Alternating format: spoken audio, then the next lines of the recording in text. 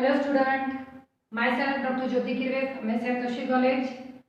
आज आपण SY चा ऑप्शनल विषय कॉस्ट अँड वर्क्स अकाउंटिंग या विषयाची माहिती आणि त्या विषयाचा सिलेबस आज आपण पाहणार आहोत. टीवाय.च्या सर्व विद्यार्थ्यांचं माझ्या या लेक्चरमध्ये स्वागत असेल. मी आज चॅप्टरची सुरुवात करत आहे. हे आपलं कॉस्टिंग पेपर फर्स्ट सेमिस्टर 3 चं पहिले लेक्चर आहे. आपल्या या सिलेबसमध्ये मी तुम्हाला पहिला टॉपिकचं नाव सांगते, बेसिक ऑफ कॉस्ट अकाउंटिंग. आपण बेसिक ऑफ कॉस्ट अकाउंटिंग या विषयी माहिती बघणार आहोत. आपल्याला माहिती आहे बाजारपेठेमध्ये वस्तूच्या किमती ठरवल्या जातात. वस्तूच्या किमती ठरवण्यासाठी वस्तूची कॉस्ट विचारात घेतली जाते. कोणती वस्तू किती रुपयाला मिळते याचा आपण बारकाईने विचार करतो. कोणत्याही बाजारपेठेत गेल्यानंतर आपल्याला डोक्यात प्रथम हाच विचार येतो की या वस्तूची मूळ किंमत नक्की काय असेल. आणि आपल्या या लेक्चरमध्ये आपल्याला वस्तूची किंमत कशी ठरवली जाते हे आपण या सिलेबस मध्ये पाहणार आहोत. आज आपण सिलेबस पाहणार आणि नंतर आपण एक एक टॉपिक कंप्लीट करत जाणार आहोत. तर या विषयाच्या सिलेबस मध्ये फर्स्ट चॅप्टर मध्ये बेसिक ऑफ कॉस्ट अकाउंटिंग याची आपल्याला हिस्ट्री पाहायची आहे. हिस्ट्री म्हणजे इतिहास. कॉस्ट कशी निर्माण होते, कॉस्ट कशी कॅल्क्युलेट केली जाते, कॉस्ट अकाउंटिंग कसं काढलं जातं याचा इतिहास, याची हिस्ट्री आपण या टॉपिक मध्ये पाहणार आहोत.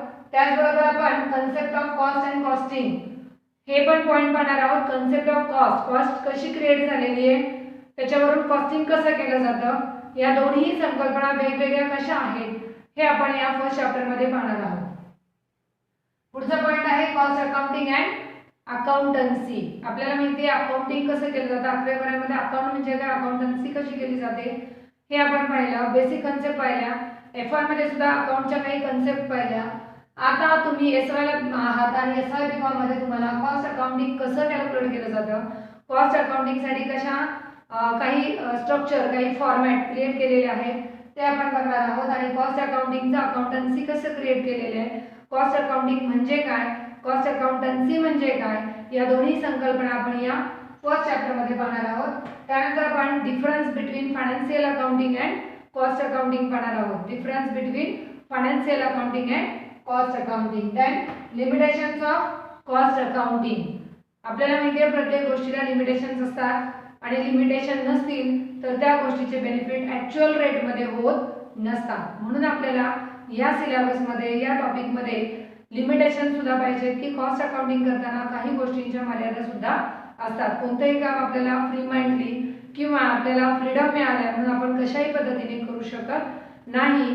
तर कॉस्ट अकाउंटिंग करताना काही रूल्स आहे, काही रेग्युलेशन आहे, काही फॉर्मॅट आहे, काही स्ट्रक्चरिंग आहे. जसं फायनल अकाउंट करताना trading account, profit and loss account आणि बॅलन्स शीट हा आपला सिक्वेन्स ठरलेला असतो.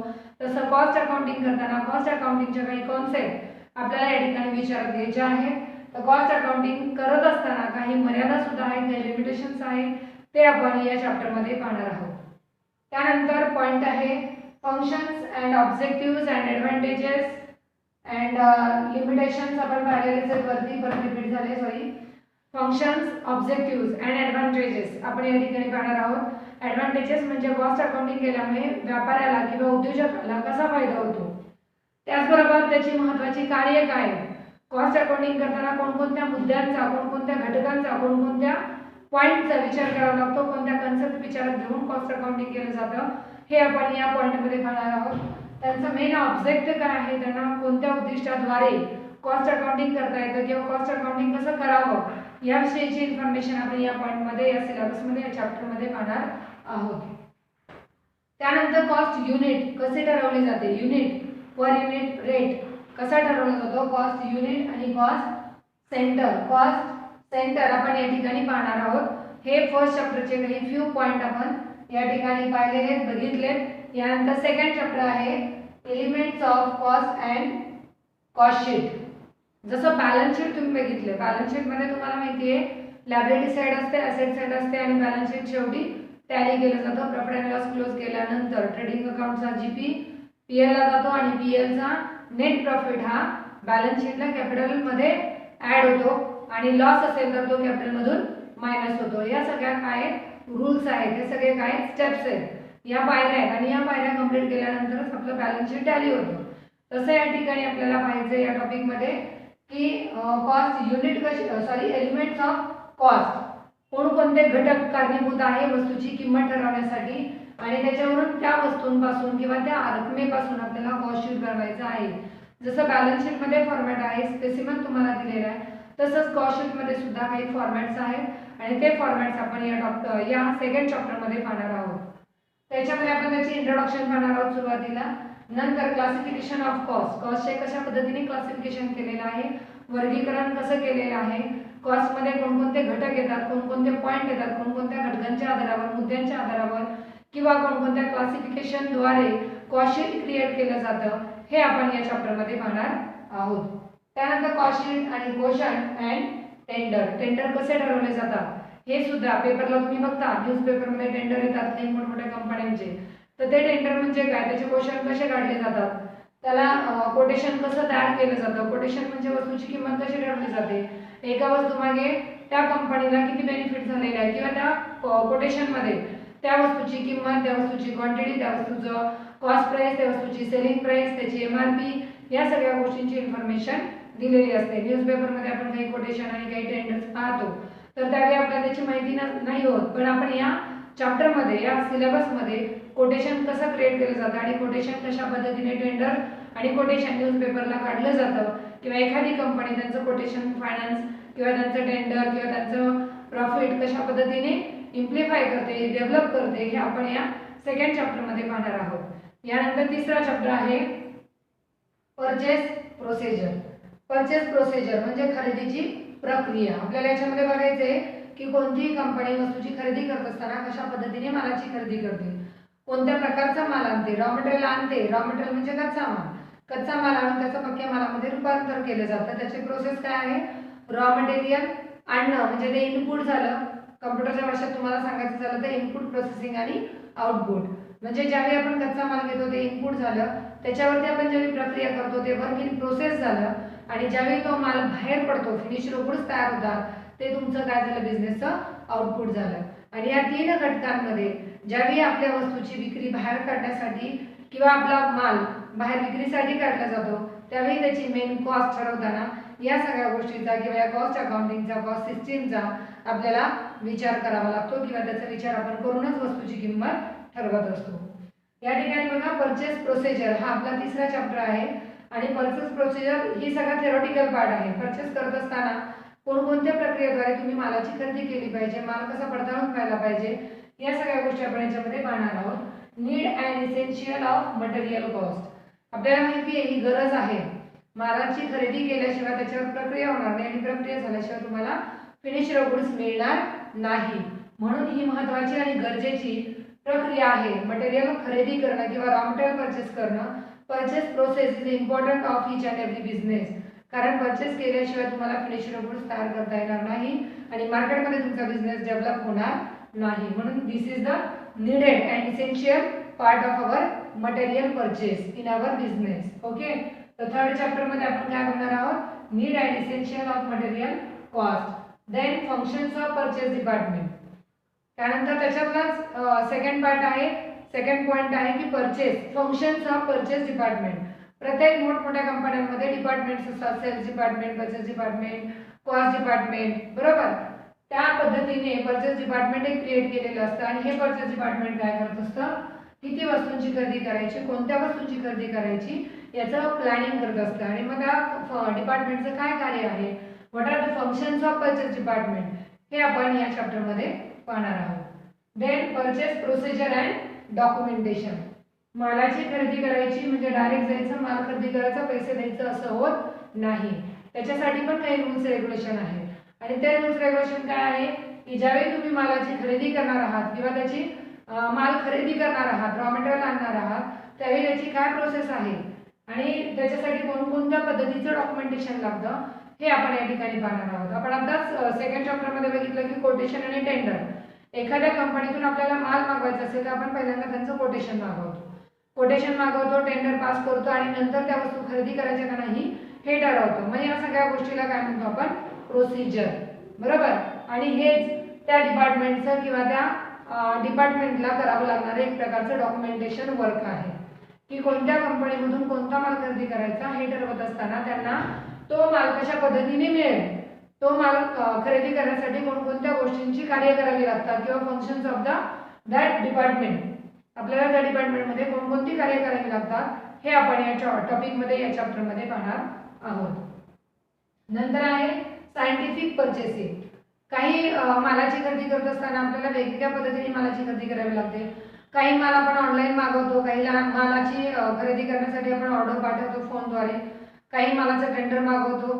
मालाचा जसा प्रकार असेल, variety of the goods, variety of the products, at that time you finally decision take for procedure of purchasing buying goods.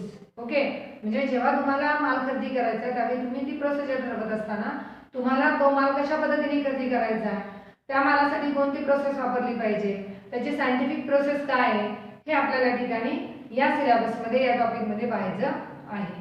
त्यानंतर चौथा चॅप्टर आहे इन्व्हेंटरी कंट्रोल. आपल्याला माहिती आहे वस्तूची ज्यावेळी उत्पादन होत असतं त्यावेळी आपल्याला जो काही कच्चा माल मिळाला आहे त्या सगळ्याच कच्च्या मालाचं आपण पक्क्या मालामध्ये रूपांतर लगेच करत नाही. आपण काय करतो, 10 वस्तू आणल्या तर त्यातल्या 2च वस्तू तयार करण्याचा प्रयत्न करतो, बरोबर.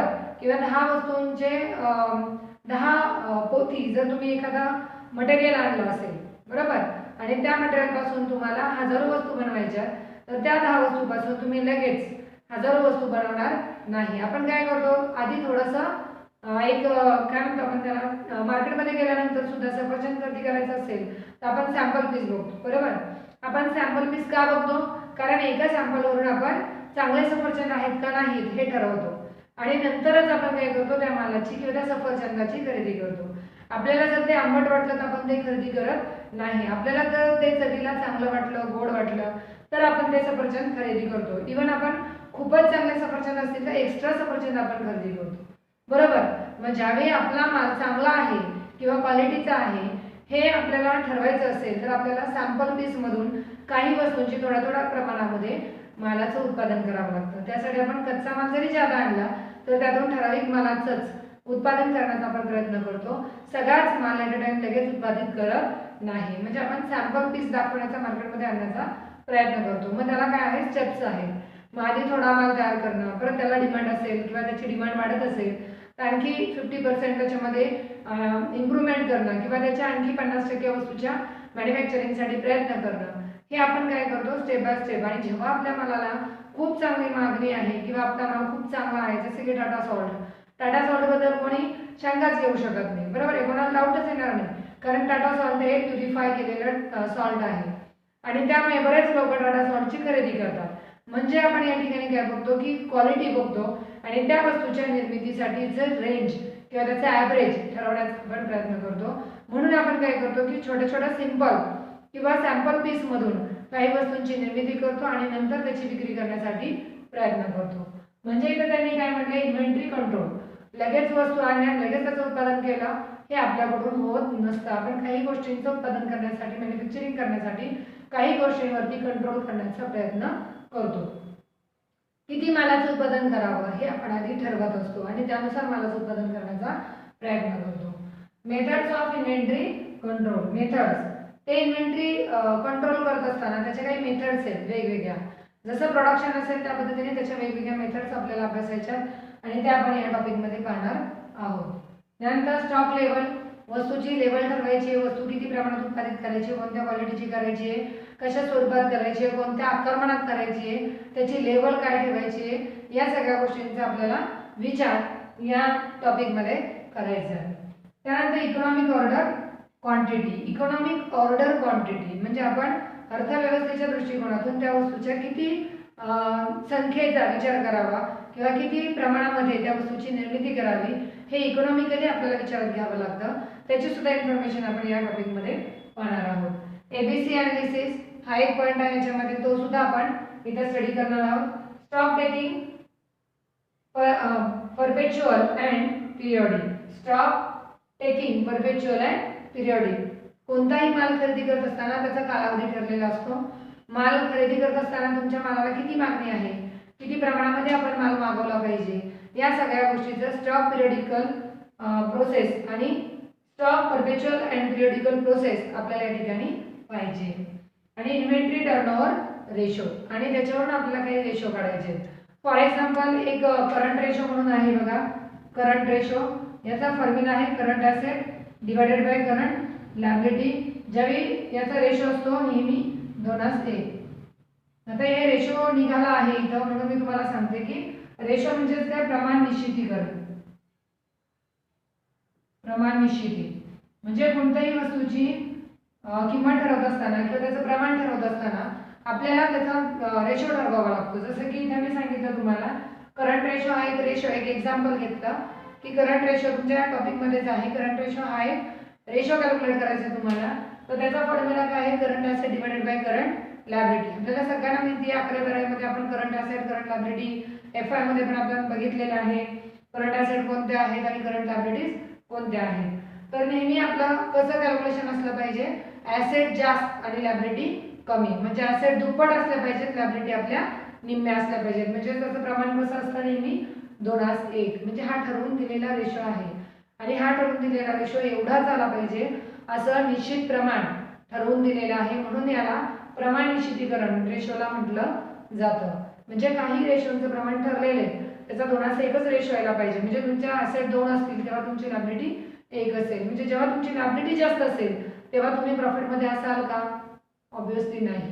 कारण तुम्ही ज्यावेळी तुमची लायबिलिटी जास्त दाखवता त्यावेळी तुम्ही लॉसमध्ये आहात असं ग्राह्य धरलं जातं. कारण तुमच्या देय रक्कम जास्त आहेत.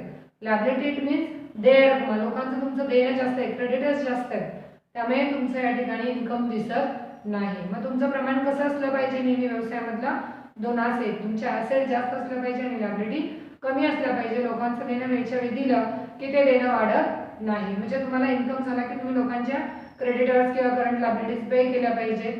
पण तसं बिझनेसमध्ये नाही झालं तर आपला बिझनेस लॉसमध्ये जाऊ शकतो. म्हणून या टॉपिकमध्ये, या कंटेंटमध्ये तुम्हाला काही रेशोंचं प्रमाण कसं ठरवलं जातं आणि त्यावरून कॉस्ट कशी ठरवली जाते हे आपल्याला या टॉपिकमध्ये पाहायचं आहे. बघा, एस.वाय. बी.कॉमचा हा तुमचा सिलेबस आहे. एस.वाय. बी.कॉमच्या या सिलेबसमध्ये तुम्हाला 4 टॉपिक अभ्यासाला दिलेले आहेत. First topic basic concept of cost accounting. Second topic तुमचा elements of cost and cost sheet. म्हणजे कॉस्ट शीट कसं तयार केलं जातं, जसं बॅलन्स शीट तयार करतो तसं कॉस्ट शीट आपण बघणार आहोत, शिकणार आहोत. तिसरा टॉपिक आहे परचेस प्रोसिजर किंवा परचेस खरेदी कशी केली जाते मालाची. आणि चौथा टॉपिक आहे इन्व्हेंटरी कंट्रोल. तुमचा हा जो एस.वाय. बी.कॉमचा कॉस्टिंग फर्स्ट सिलेबस आहे तो खूप इझी आहे आणि मी तुम्हाला आणखी सोप्या पद्धतीने शिकवण्याचा या ठिकाणी प्रयत्न करणार आहे. मी आज तुम्हाला या ठिकाणी सिलेबस सांगितलं. सिलेबसवरून तुमच्या थोडंसं लक्षात आलं असेल की फर्स्ट चॅप्टर जो आहे तुमचा तो थेअरीचा आहे. सेकंड चॅप्टरमध्ये तुम्हाला कॉस्ट शीट दिलेलं आहे. कॉस्ट शीट काढायचं आपल्याला बॅलन्स शीट सारखं. म्हणजे हा तुमचा जो टॉपिक आहे याच्यावरती तुम्हाला प्रॉब्लेम विचारले जाणार आहे. तिसरा टॉपिक जो आहे तुमचा, इथं सुद्धा थेअरी दिसते तुम्हाला. हा पण टॉपिक तुमचा थेअरीचा आहे. या ठिकाणी हिस्ट्री, परचेस प्रोसिजर वगैरे तुम्हाला सांगितलेलं आहे. आणि चौथा टॉपिक आहे इथे तुम्हाला इन्व्हेंटरी कंट्रोल, म्हणजे कंट्रोल कसं केलं जातं, रेशो कसे कॅल्क्युलेट केले जातात हे आपण या टॉपिकमध्ये पाहणार आहोत. म्हणजे या टॉपिकवरती तुम्हाला प्रॉब्लेम्स विचारले जाणार आहेत. बरोबर. म्हणजे तुमच्या एकूण लक्षात आलं असेल की तुमच्या या सिलेबसमध्ये 2 थेअरीचे, बरोबर, 2 थेअरीचे टॉपिक आहे आणि 2 प्रॉब्लेमचे टॉपिक आहे. म्हणजे तुमचा जो सिलेबस आहे तो 50% थेअरी आणि 50% प्रॉब्लेम. ओके, या पद्धतीने तुम्हाला हा सिलेबस अभ्यासाला आहे. मी आज या ठिकाणी सिलेबस विषयी चर्चा केलेली आहे तुमच्याशी. टॉपिक लक्षात घ्या आणि हा सिलेबस तुम्ही नोटबुकमध्ये नोट डाऊन करून ठेवा. Okay, thank you.